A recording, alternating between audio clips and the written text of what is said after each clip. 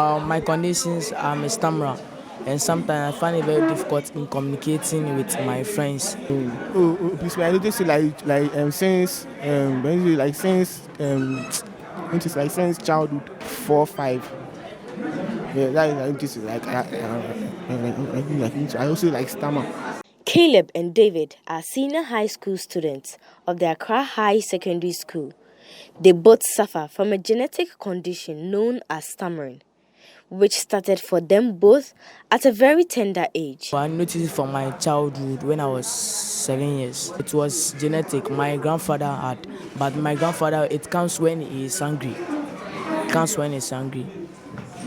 It has been a genetic. My sister has, the one after me had. When it comes when she is hungry. Say like my grandfather and my grandfather, uncles, and they also stammer. While David cares less about his condition, Caleb uses the silent treatment to make sure his condition goes unnoticed. They also talk. Yes, I can't blame me. I can talk.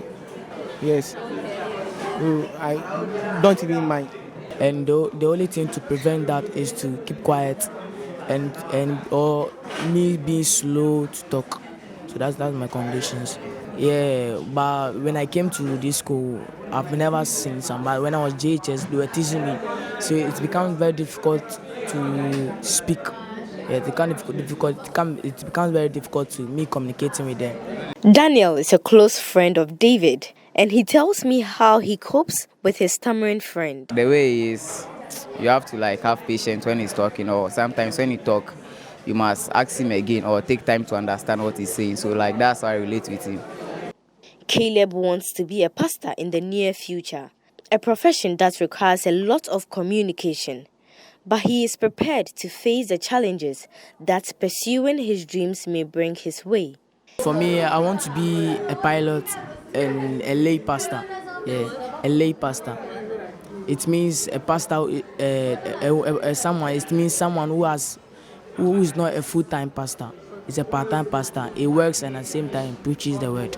Elias is the president of the Ghana Stammering Association, and he reveals to me that one of the most common challenges faced by his members is the rejection at job interviews. This is what is going on, and people are suffering inside. This is silent thing. They are going through this.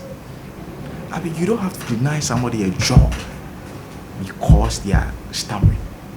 We all have our let me say challenges one way or the other.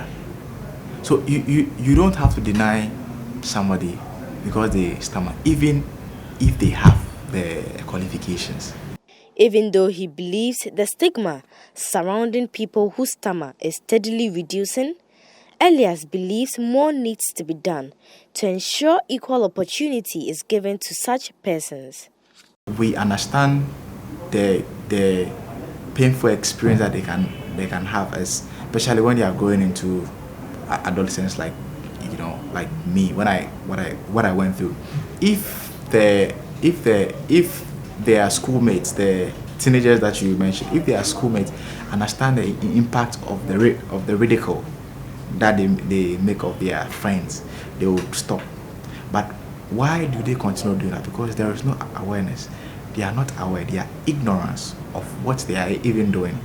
They don't know the detriment it can cause on their friends' lives from that stage even into adulthood. So yes, we have a plan to go from school to school. We are embarking on a school tour to sensitize teachers on even how to communicate with children who are stammering in class, how they are going to relate with them to bring out the best in them. We are coming up with a program, an advocacy program called the Employer-Employee Stammering Network, in a workshop where we train the employer on how to communicate with persons who stammer. Reporting for Citi News, and Shirley 0.